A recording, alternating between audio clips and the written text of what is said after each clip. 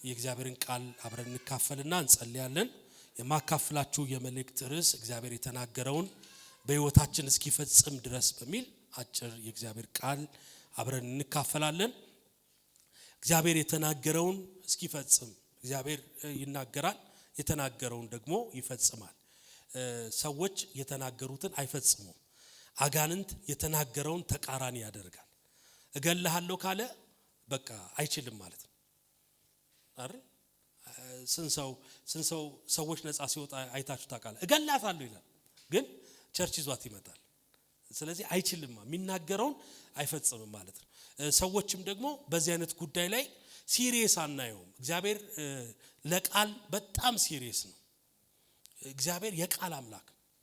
አሁን በጣም ብዙ ጊዜ ስለ ቃል ወይም ደግሞ ስለ ንግግር ስንነጋገር በጣም ማወቅ ያለብን ነገር ምንድነው? እግዚአብሔር በቃል ጉዳይ ላይ ሲሪየስ ነው። ልቀልድ ብሎ የተጻፈ የእግዚአብሔር ቃል የለም ማለት ለፌዝ ተብሎ የተጻፈ የለም። ድራማ ተብሎ የተጻፈ የእግዚአብሔር ቃል አለ የለም። ለምንድነው ከተባለ እግዚአብሔር የቃል አምላክ ስለሆነ የሚናገረውን ያደርጋል። እሱ ብቻ አይደለም፣ የምንናገረውን ደግሞ እንድንፈጽመው ይጠብቅብናል። በጣም በዚህ አይነት ጉዳይ ላይ ሲሪየስ እንድትሆኑ ፈልጋ። አንዳንድ ሰዎች ለፈን ለቀልድ ብለን የምናወራቸው ወሬዎች ከትልቁ እግዚአብሔር አንፃር ማሰብ በጣም አስፈላጊ ነው ማለት ነው። ዕንባቆም ምዕራፍ 2 ቁጥር 3 ላይ እንደዚህ ይላል። መጽሐፍ ቅዱሳችሁን ዕንባቆም ምዕራፍ 2 ቁጥር 3 ላይ ታወጡና የእግዚአብሔርን ቃል እናነባለን። ራዩ ገና ለተወሰነ ጊዜ ነው፣ ወደ ፍጻሜም ይቸኩላል። ወደ ምን አይሰማም። ወደ ምን ተናገር እስቲ። ወደ ምን?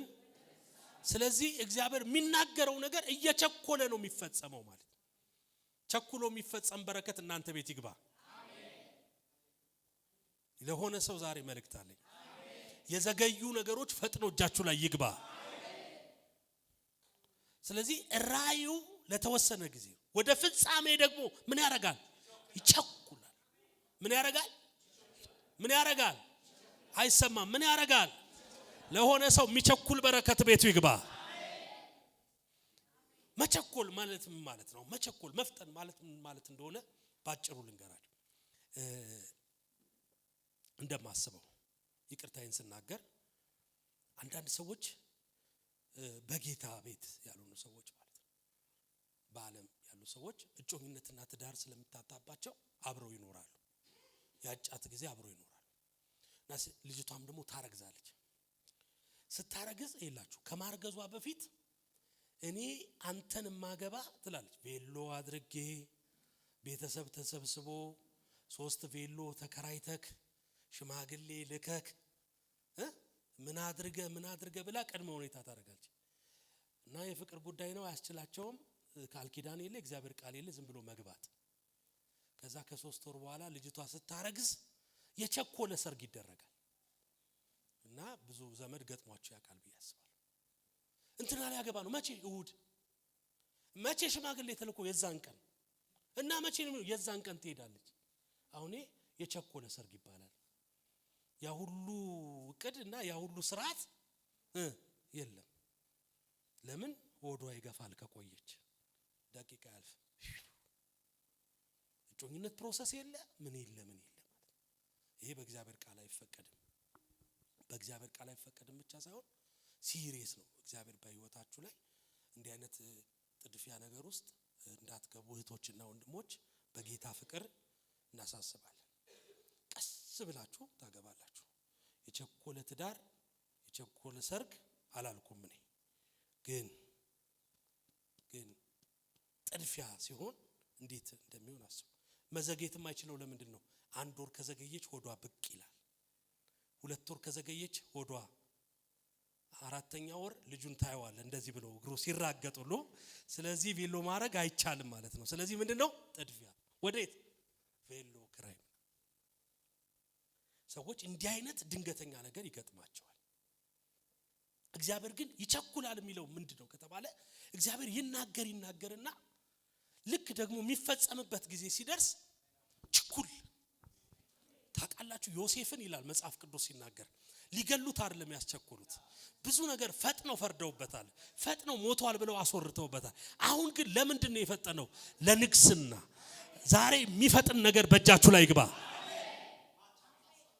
ግድ የላችሁም ጮና አሜን በሉ በደም ሲቀኝ እጆቻችሁን አንሱና የኔ ነገር በሉ ባካል በዚህ ወር በሉ እስቲ ይፈጸማል በሉ በምን አይነት ፍጥነት በችኮላ ግን የሚገርማችሁ ነገር ያንዳንድ ሰው ችኮላ የስተት ችኮላ ነው እንደዚሁም እንደሞ የሚባል ነገር አለ የቸኮለች አፍሳ ለቀመች ይባላል ምንድነው መንቀሽቀሽ ነው በቃ መበተን ነው እግዚአብሔር ግን ሲያስቸኩል ለማፍሰስ አይደለም በቃ ለድል ነው ለዓላማ ነው ለግብ ነው ለሆነ ሰው እግዚአብሔር እንደዚህ ያደርጋል ዮሴፍን ከእስር ቤት ለማውጣት እንዳስፈጠኑት እንዳስቸኮሉት ቀጥሎስ ለማንገስ እንዳስቸኮሉት ጸጉሩን ላጩት የሚመጥን ህይወትና የሚመጥን ነገር አድርገው ቀጥታ ወዴት ነው ወደ ቤተ መንግስት አይገርምም ሰይጣን ሊያዋርደው ወደ እስር ቤት አስቸኩለው አስገብተውት ነበር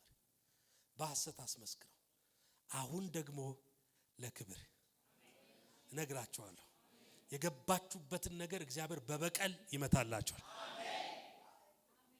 ሲቀኝ እጃችሁን አንሱ የኔ ነገር በሉ ባካችሁ በችኮላ ይፈጸማል በሉ መስጩን አሜን በሉ በደም የሆነ ሰው ዛሬ በኢየሱስ ስም እጃችሁ ላይ ይግባ ምን አይነት ዛሬ እናውጃል ይላችሁ እግዚአብሔር የሚፈጥን ነገር በእጃችሁ ላይ ያስገባል ይሄ ዝም ብሎ ኤል የሚሆን ነገር ዝም ብሎ ሚንቀራፈፍ ነገር ሳይሆን ፍጥን ያለ እስቲ አንድ ሰው ጮህ አሜን ይበለኝ እንዴት ያናደዳል መሰላችሁ መኪና ራሱ ስትነዱ ከፊታችሁ ያለ ሰው ሲዘገይ እንዴት ያናደዳል እና የሚሄድበት የሌለው ሰው ገጥሞኛ ቃል እና እየነዳ ነው የሚያስበው የት ነው የሚሄደው እና በቃ ከኋላ ያለውን ሰው እንዴት ነው ከኋላ ያለው ክላክስ ያደርጋል አምቡላንስን ደግሞ ተመልከት የሚሄድበትን ያውቃል በመቸኮሉ የሚያተርፈው ነገር አለ ስለዚህ ግድ ነው ልቃቅ ነው ካልሆነ ከኋላ ባባና የሆነ ድምጽ ሲያሰማ ሳትወድ በግድ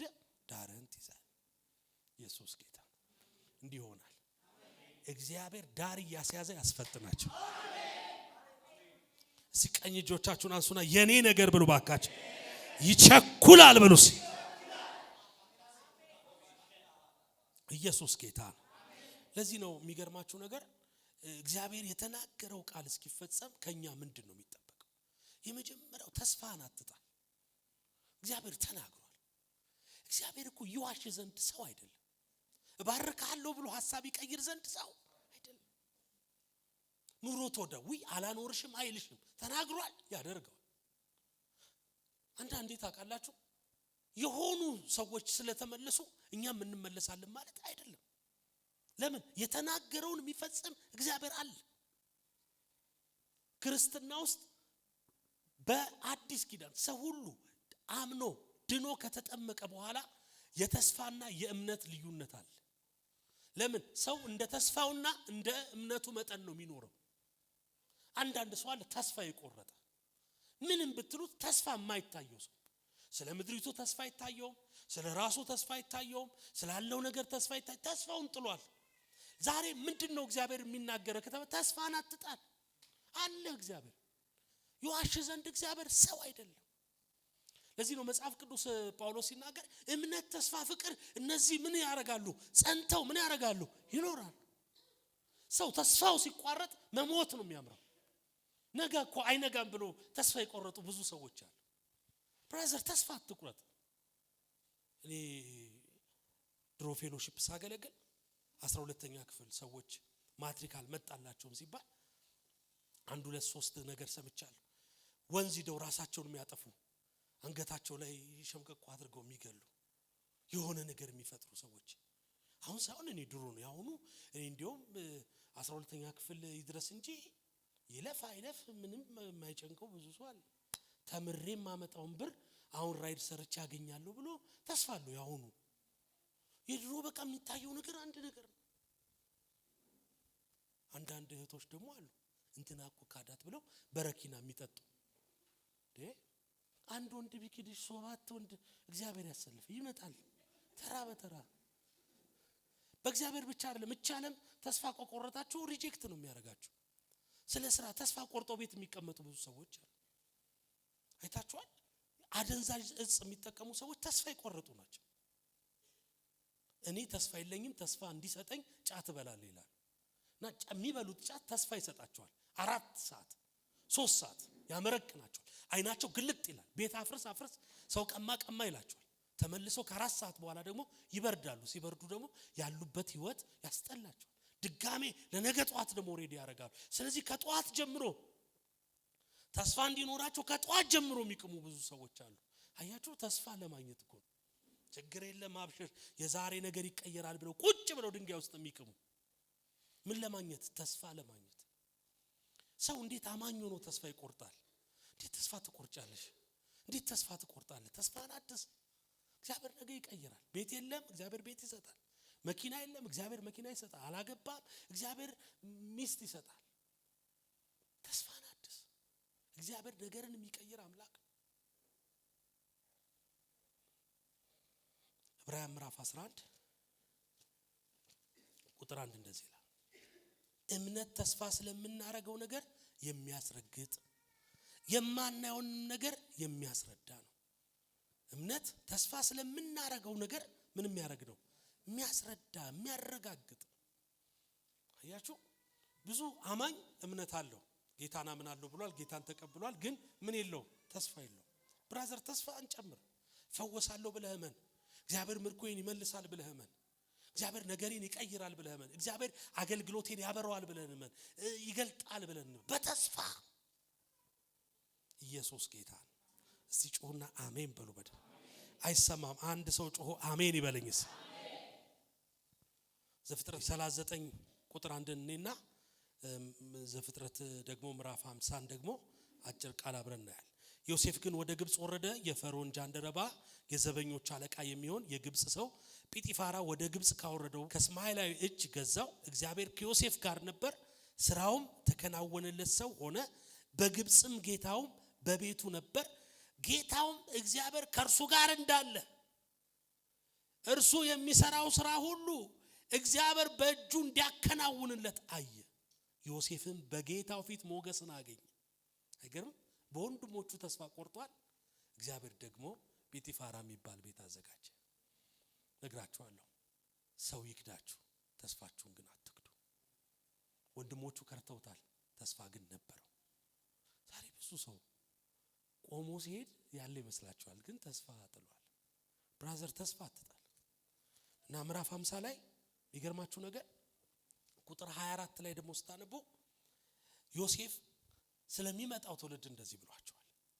ዮሴፍም በግብጽ ተቀመጠ፣ እርሱና የአባቱ ቤተሰብ። ዮሴፍ 110 ዓመት ኖረ። ዮሴፍም የኤፍሬም ልጆች እስከ 3 ትውልድ ድረስ አየ። የምናሴ ልጅ የማኪር ልጅ በዮሴፍ ጭን ላይ ተወለዱ። ዮሴፍም ወንድሞቹን አለ፣ እኔ እሞታለሁ፣ እግዚአብሔርም መጎብኘትን ይጎበኛቸው። አሜን። እኔ ምን አረጋለሁ? ሞታለሁ። እግዚአብሔር ግን ምንድን መጎብኘትን ምን ያረጋቸዋል? ይጎበኛቸዋል። ያቸው ከኖረ ከ110 ዓመት በኋላ አሁንም ተስፋ አለ። እና እንደዚህ ያላቸው ስለ ራሱ ብቻ አይደለም፣ ስለሚመጣው ትውልድ የሚመጣውን ነገር ስላየ እኔ ሞታለሁ።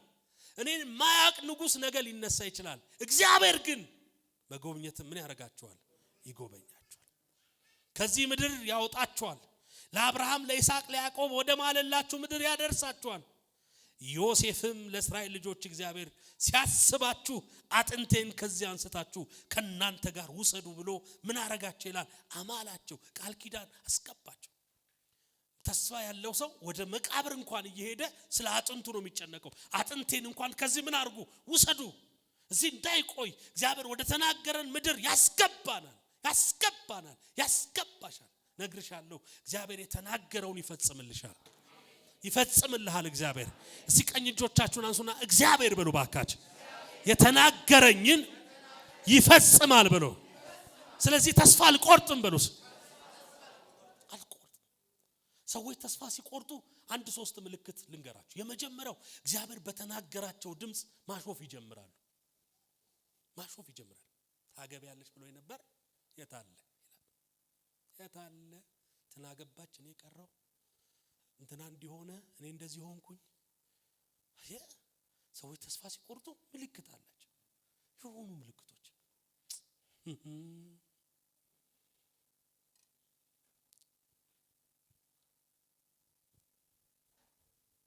ሌላው ሰዎች ተስፋ ሲቆርጡ በተነገራቸው ቃል ተስፋ ሲቆርጡ የሚገርማችሁ ነገር ከእግዚአብሔር ጋር ያላቸውን ሪሌሽንሺፕ እየቀዘቀዘ ይመጣል።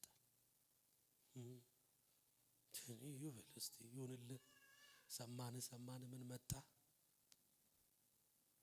የሚያሳፍር እኮ አምላክ ነው ያለን። አድርጎ ያሳፍራል። አድርጎ አንድ ጊዜ የሆነ ቦታ ቸርች እያገለገልኩ ልጅቷ አሜሪካ ለመሄድ በጣም ልቧ ተነሳስቷል። ጌታም ተናገራት እና ኤምባሲ ከለከላት። መጣች አኩርፋ። አንዳንድ ሰዎች ከእግዚአብሔር ሲጣሉ አገልጋይ የሚያኮርፉት ነገር በጣም ነው ግርም የሚለኝ። በቃ እንዲሁ ጎረፍ አድርገውን ሲመጡ ጌታ ሆይ እላለሁ፣ እኔን ነው አንተን ነው እላለሁ፣ ጠይቃለሁ። ምክንያቱም ሰዎች እግዚአብሔርን ፊት ለፊት ስለማያገኙት በአገልጋዩ በኩል ነው የሚያገኙት። እና ጸለይን፣ አይዞሽ በዚህኛው ዙር ባይሰጥሽ በሚቀጥለው። አይ ጌታ ከተናገረማ ባንዴ ነው አልተናገረህም አንተንም እኔም ዝም ብዬ በወኔ ነው። እህቷለች ውጭ ሀገር እና ኮቴውን ከፍላ ቀጠሯ ሲዛ ድጋሚ ላከች። በሮብ ቀን ደግሞ ሂጂና ግቢ አለቻት። አይ አልገባም አይሰጡኝም አለች። በቃ ለኔ ስትይ አንድ ሞክሪ እና ሮብ ቀን ተቀብላ ማክሰኞ ቀን በሳምንቱ ቢሮ ሆነው ማክሰኞ ነው ያኔ መጣች። ስትመጣ ደስ ብሏታል፣ ማፍራለች። ለምን? ባለፈው ሳምንት ማይሆን ነገር ተናግራለች። አንዳንዴ ታውቃላችሁ ያለነው የሚያሳፍር አምላክ ነው። አድርጎ ያሳፍራል ብላለች እኮ ሳራ። ባለቤት ውስጥ ያለችው ትወልዳለች ሲባል ምን ነካል? በልተው አይሄዱም። ፍርፍሩ አሪፍ ነው፣ ጥብሱ አሪፍ ነው፣ ውሃው አሪፍ ነው ብለው አይሄዱም። ምን ያዘባርቃቸዋል ብላ ሳቀች። እንዲያውም አንቺ አላት በአንቺ ምክንያት የሚያይሽ ሁሉ ይስቃል እና ማንን ትወልጃለሽ አላት። ይስሐቅን ትወልጃለሽ። ያሳፍራል። እግዚአብሔር ባርኮ ያሳፍራል። የሆነ ነገር አድርጎ ወይ እኔን አሁን አንዳንድ ሰው እንዲህ ብሎ ጸልዮ ያውቃል። በቃ ግደለኝ ወሰደኝ ብሎ እግዚአብሔር ግደለኝ ደግሞ ስትለው ብርክ ያደርጋል። 200 ወይ 100 ሺህ ብር ጭምር ሲያደርግ ጌታ 100 ሺውን እስኪጨርስ አትውሰደኝ ጨምርልኝ። አፈረች። ያፈረችው በእኔ አይደለም እና ይቅርታ ልጠይቅ ምን ነው? አይ ባለፈው ሳምንት እንደው አንተንም ማዝኝ እግዚአብሔርን ማሰኝ በድያለሁ። ለምን በእግዚአብሔር ተስፋ ትቆርጫለሽ? 40 ጊዜ ይሞከራል እኮ አንድ ቢጠብቅ ቢከለከል 40 ጊዜ መሞከር አለበት። ለምን ተስፋ ትቆርጫለሽ? ናላችሁ አሁን በረዶዋን እየገፋሽ በእግዚአብሔር ተስፋ ይቆረጥ። አሜሪካ ሄዳ ምን አይነት ጸሎት እየጸለየች ነው? መልሰኝ ወደ ሀገሬ። አሁን ምን ብላ ጸልያ ነው የሄደችው? ውሰደኝ። አሁንም እዚህ አኩርፋችሁ የተቀመጣችሁ ሰዎች እግዚአብሔር ሰጥቶ ያሳፍራችኋል። አርገኝ የምትሉት አድርጎ ያደርጋል እኮ ያደርጋል። አታምኑም እንዴ? በእግዚአብሔር እንደማያደርግ አታምኑ? ያደርጋል። ቀኝ እጆቻችሁን አንሱ። የተናገረውን በሉ እስቲ በእኔ ህይወት ይፈጽማል። ኢየሱስ ጌታ ነው። ስለዚህ አታኩርፉ፣ ጸሎታችሁን ቀጥሉ። የመጀመሪያው ሁለተኛው ምልክት ምንድነው? ጸሎት ማቆም። ሰዎች ተስፋ ሲቆርጡ ጸሎት ያቆማሉ። አምና ጸልዬ ምን ተፈጠረ? ሌሊት 10 ሰዓት ጸልዬ ምን ተፈጠረ? ጾም ጸሎት ይዤ በዚህ ጉዳይ ላይ ጸልዬ ምን ተፈጠረ? ምንም። ስለዚህ አልጸልይም እና ይመጣል ደግሞ ታውቃላችሁ ማትጸልዩበት ቀን ላይ ነገራችሁ ይሰራል። ባይዘው ይሄን ማወቅ አለባችሁ። ብዙ ጊዜ በጣም ለጸሎት አዲስ የሆነን ሰዎች የሚከብደን ነገር ምንድነው? መጸለይ ስንጀምር ነገሩ እየተቆላለፈ ይመጣል። መጸለይ ደግሞ ስታቆሙ ነገሩ ክፍት ይላል። ሰይጣን ምን እያደረገ እንደሆነ ታውቃለህ? ያለ ጸሎት መኖር እያለማመደ ነው። ባትጸልይ እኔ እሰራልሃለሁ እያለ እና ሳታውቁት ጸሎታችሁ ሰይጣን እጅ ላይ ይወድቃል ማለት ነው። እና ሌላው ሶስተኛው ደግሞ ምልክት አምልኮ ማቆም። አሁን ብዙ ዘማሪዎች የሚያሳዝኑኝ ነገር ምንድነው? ሳሚ የጌታ ይባርክ፣ ወርሺፖችም ሁላችሁም ጌታ ይባርካችሁ ዘማሪዎች። በጣም የሚያሳዝነኝ ነገር ምንድነው? የሚያኮርፍን ሰው ማዘመር እጅን አንሳ አያነሳ። አይኖቻችሁን ጨፍኑ። እንዲያውም በጣም ይበለጥተዋል። ዘምሬ ምን ሆነ? ዘምሬ ምን ሆነ? አሁን አንዳንድ ሰዎች ለዚህ ይመስለኛል ቸርች ለመጨረሻ ጊዜ የሚመጡ ሰዎች አሉ። ነብይ እንትና ጋር ዛሬ ለመጨረሻ ነው መጣው፣ ዛሬ ጌታ ካልተናገረኝ ታያለ ብለው የሚሄዱ። እንዲያውም እንደዚህ ስትሉ ነገር እየጠነከረ ነው የሚሄደው። ያዋጣው ምንድን መሰለህ? መዘመር። ጳውሎስና ሲላስ ለወንጌል ምክንያት ነው የታሰሩት። አዎ። ሰርቀው አይደለም የታሰሩት። አዎ። እግዚአብሔር ታዲያ ለምን አልተከራከራቸው? አናቅም። ግን በመንቀፍ ፈለቅል በጣም አጥብቀው ነው የታሰሩት። ሌሊት ነው ግን በዜማ ምን ያደርጉ ነበር ይላል? ያመሰግኑ። ምስጋና ምስጋና መልካም ነው ዝማሬ እያሉ እየዘመሩ አጥብቀው ነው የታሰሩት። ደግሞ ምን ያደርጉ ነበር? ይዘምሩ ነበር። ከዛ በኋላ ምን ሆነ? የሁሉም እስራት ምን አረገ? ተፈታ። ሌላ ባራባስ ዛሬ ነግራችኋለሁ። እየዘመራችሁ የሚፈታ እስራት አለ። እስቲ ቀኝ እጃችሁን አንሱና በአምላኬ ተስፋ አልቆርጥም በሉ። እስቲ ድገማውንም በአምላኬ ተስፋ አልቆርጥም በሉ። አሁን በሉ ባካችሁ እግዚአብሔር በሉ እስቲ የተናገረውን በሉ እስቲ ያደርገዋል በሉ።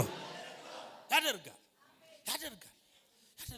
እንዲው አልቆረጥኩም እንዳትሉኝ እንጂ አቃለሁ በመንፈሴ። ተስፋ የቆረጣችሁ ተስፋችሁ ይለምልም ያደርገዋል። እግዚአብሔር ያደርገዋል። አይ ጉዳይ ሞክሬ አልሆነም፣ በራሱ ጊዜ ይፈጸም ከእግዚአብሔር ጋር እንዳልጣላ አይደለም። ግድ የለም ይፈጽመዋል። ተስፋችን እስኪወድ ድረስ የተናገረን ተስፋ እስኪፈጸም ድረስ መጀመሪያ ተስፋ መቁረጥ የለብንም። ሁለተኛ በትጋት መጠባበቅ አለብን። እግዚአብሔር ተስፋ ቃል ሰጠን ማለት ከኛ የሚፈልጉ ጥጋቶችን መትጋት አለብን። ተስፋችን እስኪፈጸም ድረስ እግዚአብሔር የኛን ትጋት ይፈልጋል። ይሰማል ወይ? ለምሳሌ እግዚአብሔር አሜሪካ ወስዳለሁ ብሎ ካለ አንተ እንግሊዘኛ ተማር። እዛ ስትሄድ ጦጣ እንዳትሆን። በቃ የሆነ አንዳንድ ሰው ዝም ብሎ ነው በቃ ፓስፖርት ይዞ የሆነ ቦታ እየሄደ ዘይት ያስረጫል። የሆነ ቦታ ሄዶ እንደ ግባ እንጂ ስኩል ኦፍ አሜሪካ ግባ፣ ዩቲዩብ ቁጭ ብለህ ስማ፣ ተዘጋጅበት። እግዚአብሔር የሆነ ነገር አረጋለሁ አበለጽጋለሁ ብሎ ካለ አካውንቲንግ ተማር ቁጭ ብለህ። ነገ ክፉ አለቃ እንዳትሆን። እግዚአብሔር ታገለግለኛለህ ዓለምን አዞራለሁ ብሎ ካለ ቴዎሎጂ ተማር ቁጭ ብለህ ተማር፣ ተዘጋጅ።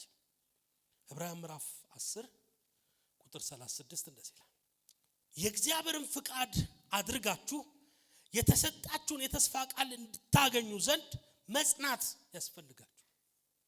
የእግዚአብሔርን ፍቃድ አድርጋችሁ የተሰጣችሁን የተስፋ ቃል ታገኙ ዘንድ። አየ አንዳንድ ሰው ተስፋ ቃል አለው፣ ያን ተስፋ ቃል አያገኙም። ይሄን ተስፋ ቃል የሚያገኙ ሰዎች ምን አይነት ሰዎች ናቸው? ትጉ ሰዎች ናቸው። ትጋት መርህ ነው። ትጋት ፕሪንሲፕል ነው። ትጋት ተስፋ ቃልን እንዲህ የሚባል ነገር አለ መሰለኝ። እኔ ድሮ አላቅም፣ ግን መንግስት መስሪያ ቤት ስትቀጠሩ ወይ ስትፈተኑ ሲኦሲ የሚባል ፈተና አለ እና ለዛ ነገር ብቁ መሆናችሁን ማረጋገጫ ማለት ነው። ለዛ ጉዳይ ብቁ መሆናችሁ። ለምሳሌ ነርሲንግ ከተማራችሁ መድፌ መውጋት ትችላላችሁ፣ ብቁ ናችሁ ወይ ብሎ ማረጋገጥ። ምክንያቱም ነገ ዶክተር ስትሆን ነርስ ስትሆን መቀስ ጎዝ ምናምን ሰው ሆድ ውስጥ እንዳትተው ትጉ ምንድን ነው የሚባለው ኢኩፕ መሆንህን ብቁ መሆንህን ማረጋገጥ ይፈልጋል። አያችሁ እግዚአብሔርም ተስፋ ቃል ሲሰጣችሁ ለተስፋ ቃሉ የሚመጥን ህይወት እንዳላችሁ ማረጋገጫው ምንድነው? ትጋት ነው። ትጋት መጽሐፍ እንደሚናገር ትጋትን ከገብረ ጉንዳን ተማሩ ይላል። ራሱ እግዚአብሔር ትጉ አምላክ ነው። ሰማይና ምድርን ፈጥሮ በቃ ፈጥር ያለው ለሰው ልጅ የሚያስፈልገውን ነገር ሰጥቻለሁ ብሎ አልተቀመጠም። እግዚአብሔር ትዝ ካላችሁ የእግዚአብሔርን ስራ ራሱ ኢየሱስ ሲናገር አባቴ እስከዛሬ ድረስ ምን ያደርጋል? ይሰራል አለ። እንዴ በሰባተኛው ቀን አረፈ ካለ በኋላ ለካ ሰኞ ገብቷል እግዚአብሔር ስራ አሎ ይሰማል። አሁንም እኮ አለ እየሰራ ነው፣ መሐላችን አለ። ሁል ጊዜ እኔ እስከ ዓለም ፍጻሜ ከናንተ ጋር ነኝ ብሏል። ይችላል እኮ ቁጭ ብሎ ዝም ብሎ እያየ ከላይ እንቅፋት ሲመታ መኪና ስትነዳ ወይ አነዳድ እያለ ማለት ይችላል። ግን እንደዛ አይደለም። ትጉ ነው እግዚአብሔር። ይሰማል ምለው ይችላል እኮ እንደዛም ሆኖ እንዲህ ማድረግ ይችላል። ግን አባቴ እስከዛሬ ይሰራል፣ እኔም ደግሞ ምን አደርጋለሁ አለ ሰራለሁ። ይገርም ትልቁ እግዚአብሔር ምንም የማያስፈልገው እግዚአብሔር ይሰራል። እግዚአብሔር የሚሰራው ለደሞዝ ነው ወይ? አለቃ አለበት? ለቁብ ነው ወይ የሚሰራው? አሁን አንዳንድ ሰው ለቁብ የሚሰራል፣ ለዚህ ለደሞዝ የሚሰራል፣ ለአለቃው የሚሰራል፣ ለምንም የሚሰራል። ግን የእግዚአብሔር ስራ ምን አይነት ስራ ነው ካላችሁ አለቃ የሌለበት ትጉ የሆነ ምንም ተቆጣጣሪ የሌለው ግን የማያሳፍር ስራ ሁሉ ጊዜ የሚሰራ አምላክ። ታዲያ ይሄ እግዚአብሔር ነው ተስፋ ቃል የሰጠን። ምን እንድን ተስፋ እስኪፈጸም ድረስ ያን ትጋት እንድናሳይ ይፈልጋል። የትኛውን ትጋት? ተስፋ ቃሉን የሚመጥን ተቀጣሪ ሆነ እኔ ቀጣሪ ነኝ የሚል ትጋት ይላችሁ። ትጋት ያለበት ሰው ያስታውቃል። ተቀጥሮ ግን እንደ ተቀጣሪ ሳይሆን የሚሰራው እንደ ቀጣሪ ነው የሚሰራው። ውሃ ሲፈስ ሂዶ ይዘጋል፣ እንትን ሲያገር የሆነ ያረጋል። ይሄ ሰውዬ የቤትነት መንፈስ አለው ይባላል። ትጉ ሰው ነው ይባላል። በትጋት ነው የሚጠብቀው። ትጋት ሁሉም ቦታ ላይ የሚገባ ነው። ከጧት እስከ ማለዳ ድረስ የሚገባ ነው። እግዚአብሔር ለተናገራችሁ ነገር በትጋት የምትጠብቁበት ቦታ ነው። እግዚአብሔር ታገቢያለሽ ብሎ ካለሽ አንቺ በትጋት ወጥሽን ማሳመር አለብሽ። ሳገባ ሰራለሁ የሚሉ እህቶች ሳገባ ይደርሳል። ለምን ትለማመጂበታለሽ? ሰርተሽ አትጠብቂም? አንዳንድ እህቶች ውጭ ሀገር ያሉ እህቶች ዶሮ መስራት ምናምን አይችሉም እና ልክ ባልየው ሲመጣ ዩቲዩብ ይከፍታሉ። የዶሮ አሰራር ፓርት 1 ከዛስ አሁን ዶሮን ገንጥ እንዴት ነው የሚገነጠለው? ፖስት አረግና ገንጥል። ከዛ በኋላ ሰውየው ዳይኖሰር የሆነ ዶሮ ለመጀመሪያ ጊዜ ይበላል። ያልተገነጠለ የሚሮጥ ማለት ነው። አንድ እግሩ